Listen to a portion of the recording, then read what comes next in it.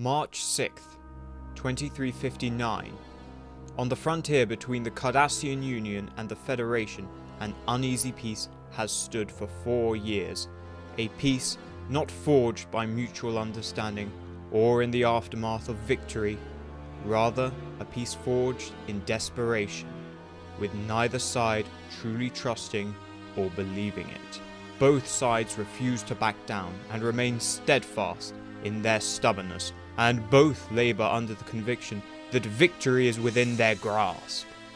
And yet, for the last decade, victory has remained ever elusive.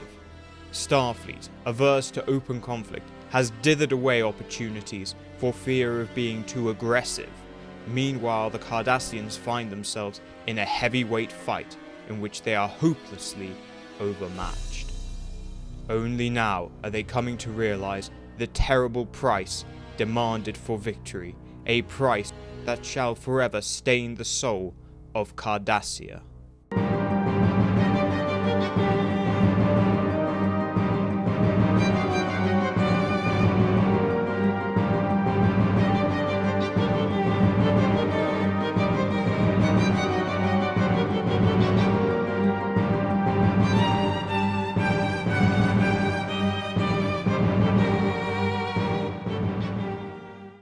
While in the last 4 years the frontier has returned to a semblance of peace, confrontations and skirmishes continue between Cardassian and Starfleet ships.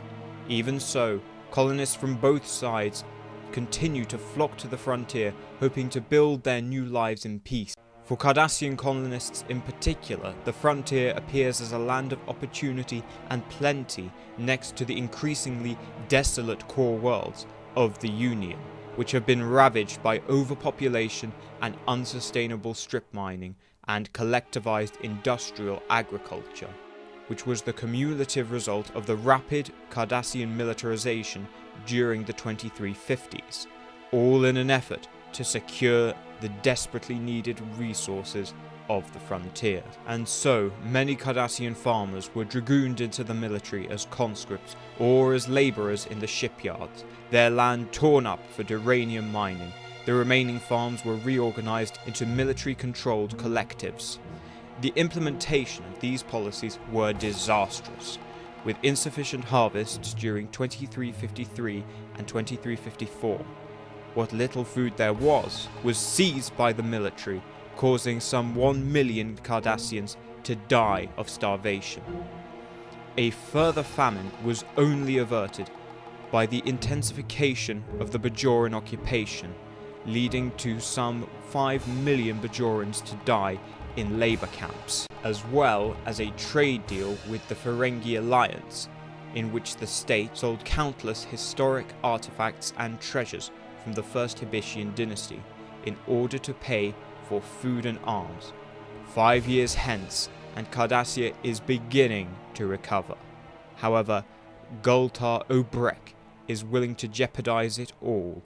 In his mind, Cardassia can only be truly healed through one final victory. In his address to the Datapa Council, he stated, "Our struggle is not one concerned with conquest or expansion.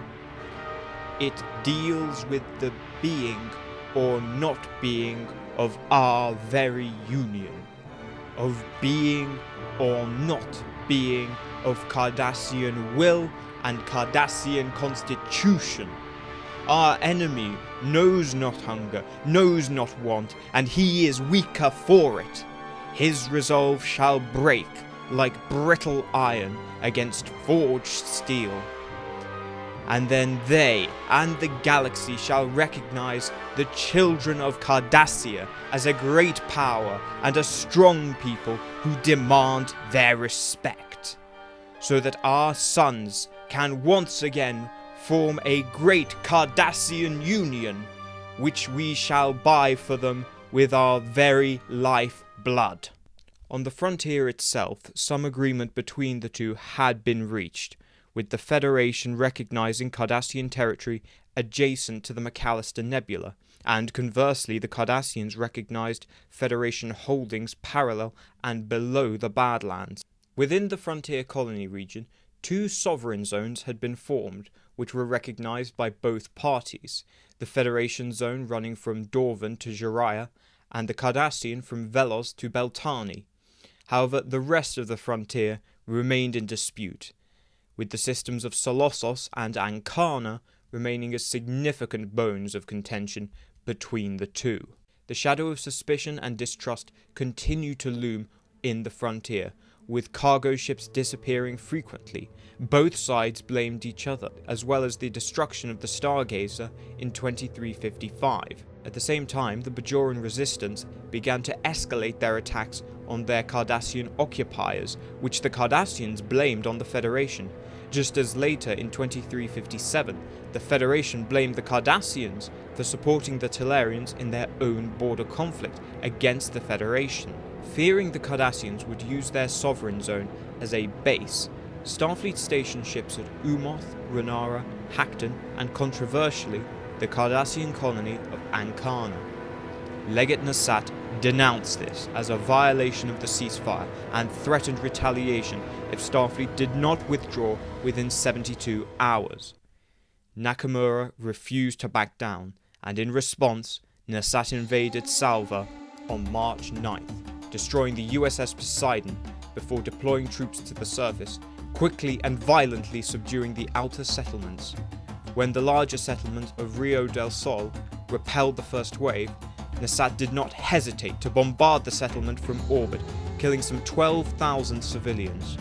The remainder then fled to the planet's capital of Knossos, where Starfleet personnel had erected an orbital shield to protect against further bombardments. Upon hearing of this, Admiral Nakamura ordered a task force be assembled to retake Salva, and for them to seize spaceports on Ancana, in the expectation of a mass Cardassian offensive. In reality, Nasat had no intention of launching a mass offensive at this time.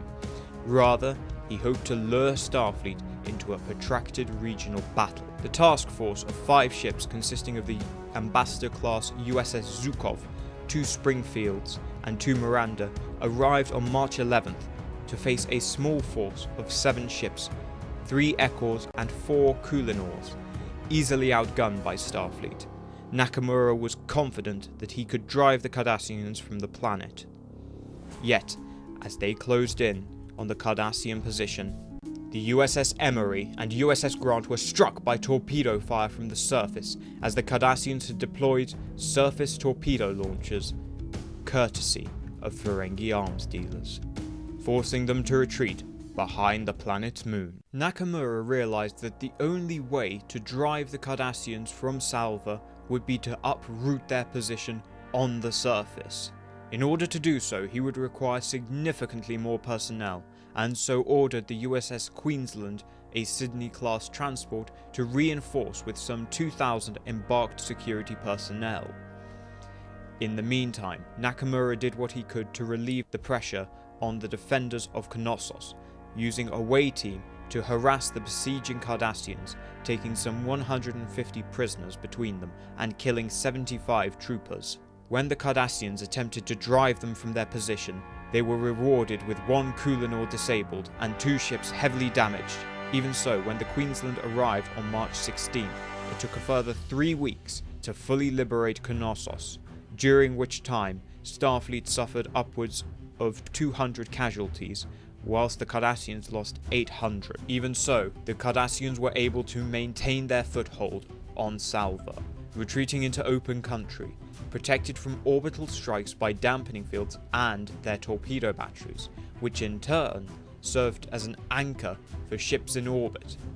Their position was further bolstered on April 10th with the arrival of an additional regiment, some 3,000 troops. In response, Nakamura called in further reinforcements before beginning his counterattack on April 20th, codename Operation Gladius. Using reconnaissance teams to identify and designate Cardassian torpedo batteries, which were then destroyed by orbital phaser strikes, allowing Starfleet to then freely engage the Cardassian ships. Over 8 weeks, Starfleet rolled back Cardassian gains on Salva, destroying 35 torpedo batteries and killing 1,300 Cardassian troops, and capturing well over 6,000. Meanwhile, in orbit, Starfleet, during 17 engagements, destroyed 11 Cardassian ships and heavily damaged some 22 others. Yet, this was not without a price. Starfleet lost some 900 personnel on the ground and 7 ships in orbit, and 15 others heavily damaged.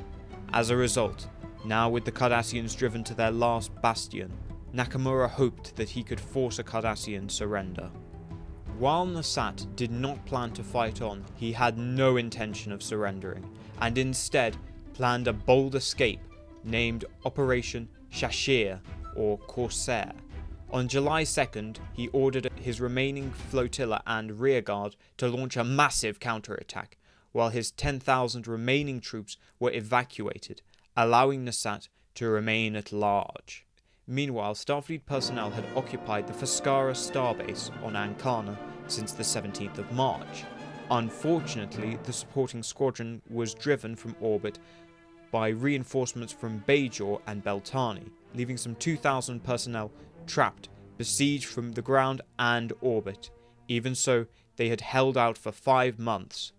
Nakamura, after driving Nasat from Salva, wanted to capitalize on his success and secure their position on Ancana, beginning Operation Forge on July 9th, leading a fleet from Volan to relieve them.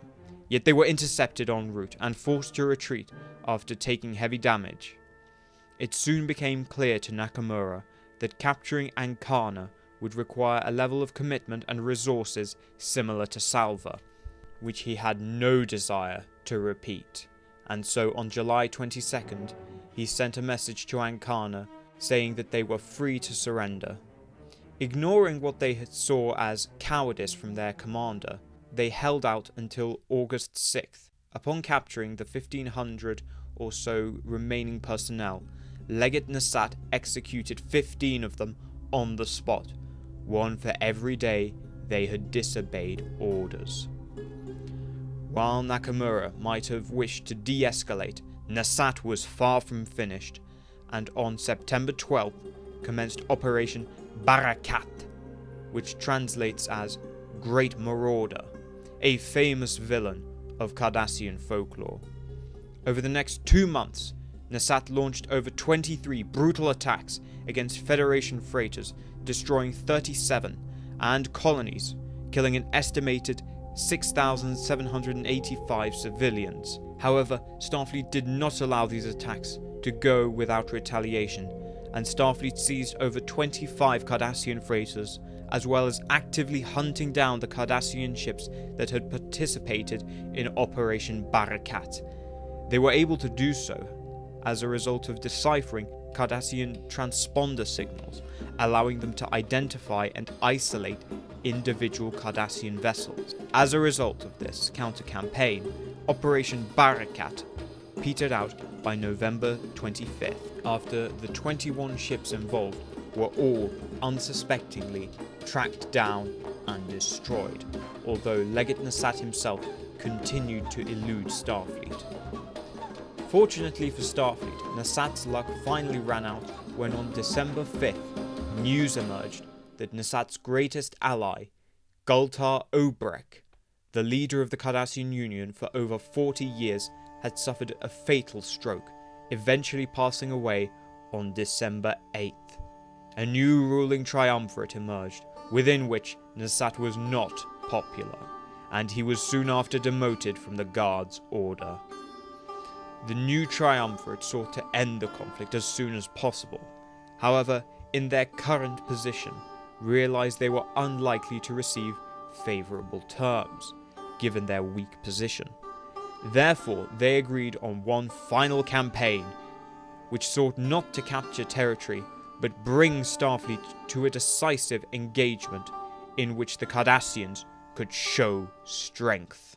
The officer chosen to lead this operation was none other than the recently vindicated Legate Jazook, returned from exile. Given her past successes in Operation Mir Lusar, she was considered the ideal choice. And just as in Mir Lusar, the Cardassians had deployed their newest classes, so would they again in this new offensive, seeing the first deployment of the Galor-class heavy cruiser. In development since 2350, the Galor was envisaged as a universal heavy cruiser, a concept which nearly all the major powers had experimented with other examples such as the Nebula or Vochar class. However, the Galor was the first to be produced en masse. The Galor has a length of 481 meters, a width of 259 meters, and a draft of 76 meters. It is operated by a crew of 600 and able to reach speeds upwards of warp 8. While not as heavily armed as its Ekor predecessor, its weaponry is far more advanced, with 16 spiral wave disruptors, a fore and aft heavy disruptor, and a fore and aft torpedo launcher, equipping the newer and more accurate Mark IV torpedo. It is plain to see the influences of both the Ekor and Kulinor in this design. Indeed, the Galor was intended to bridge the capability gap between the two, although it would in fact go on to replace both. The Galor boasts speeds on par with the Kulinor, while carrying similar firepower to the Ekor, all whilst being larger than both. Carried over from the Ekor is its impressive carrying capacity, with 5 shuttle bays carrying anywhere between 6 to 10 shuttles, and it is further augmented by 4 additional launch bays on the Keldon variant, one of the myriad modular variants available to this class.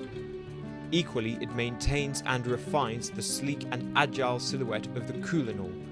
Indeed, the Galor owes much of its impressive performance to the Kulinor, which pioneered the warp field geometry used by the Galor.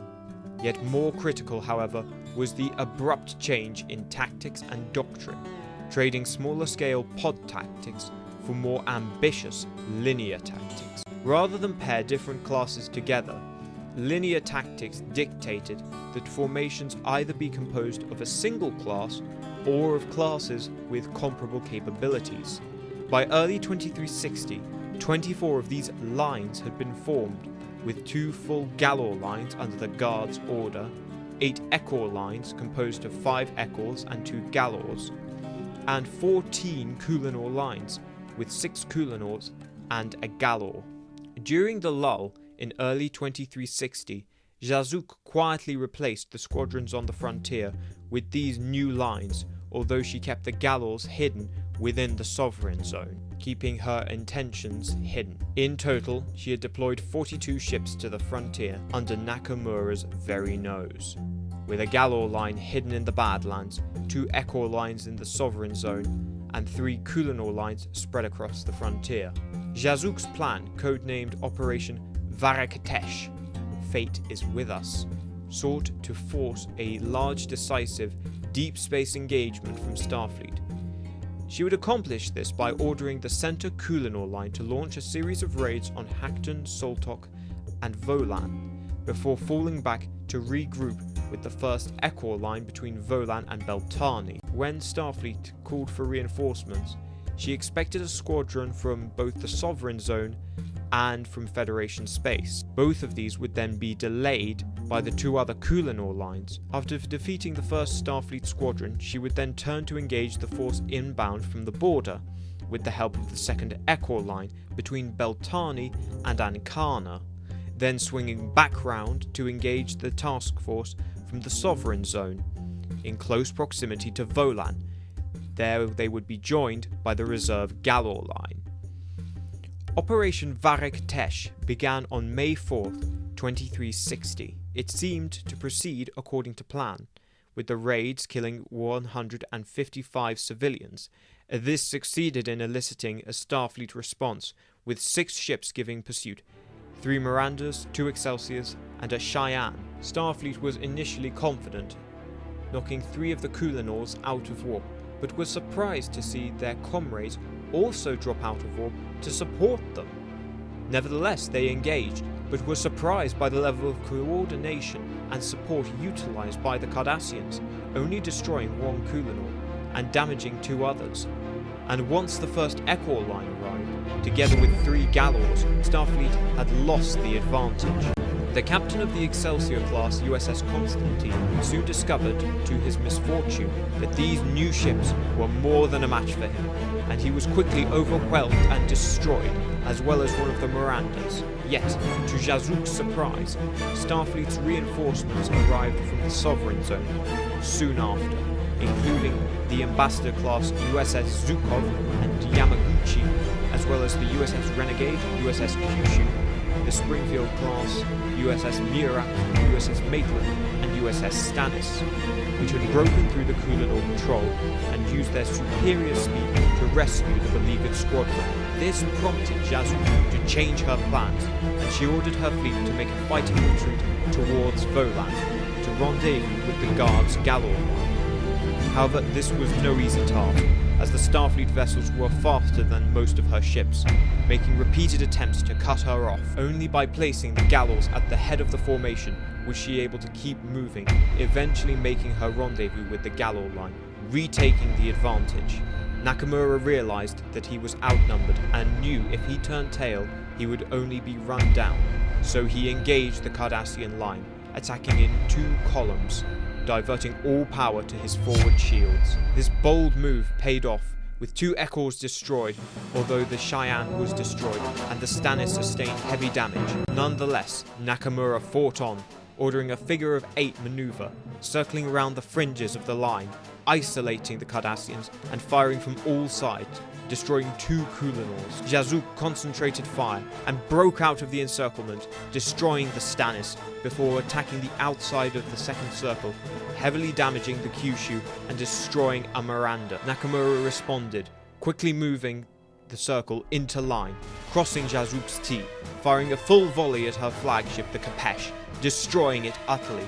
Even so, the Cardassians pressed the line, destroying the Maitland and heavily damaging the Yamaguchi. Both of them then formed into line to try and cut the other off and cross their T again.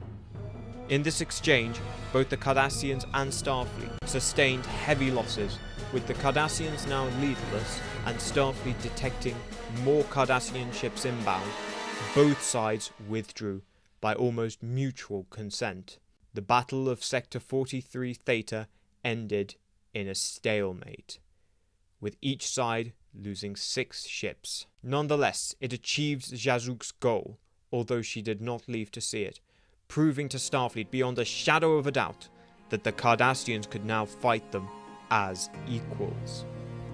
Indeed, when Nakamura made his after-action report, he stated that if Starfleet was to avoid total defeat, they would either have to commit to a full-scale war or negotiate a peace while they were still on equal terms. A ceasefire was declared on June 1st, 2360, and while occasional skirmishes did break out, it would hold until 2363, when the formalized armistice was signed, bringing an end to 16 long years of bitter war. During these 16 years, the Cardassians lost over 260,000 personnel and 1.2 million civilians. Their economy and society had been pushed to the breaking point. Meanwhile, the Federation saw 22,414 civilians murdered and over 15,922 Starfleet personnel killed in the line of duty. Small numbers compared to the Cardassians, and smaller still in the minds of most Federation citizens, for whom the war had been something far away and beyond their concern. They regarded its ending as they had its inception, with indifference. But for those who had lived and fought in the war, this armistice left a bitter taste in the mouths of many. Clashing ambitions and broken promises laid the seeds for future conflicts, and in less than 10 years, the armistice quickly crumbled, turning this fertile, vibrant frontier once again into a blasted, barren battle space.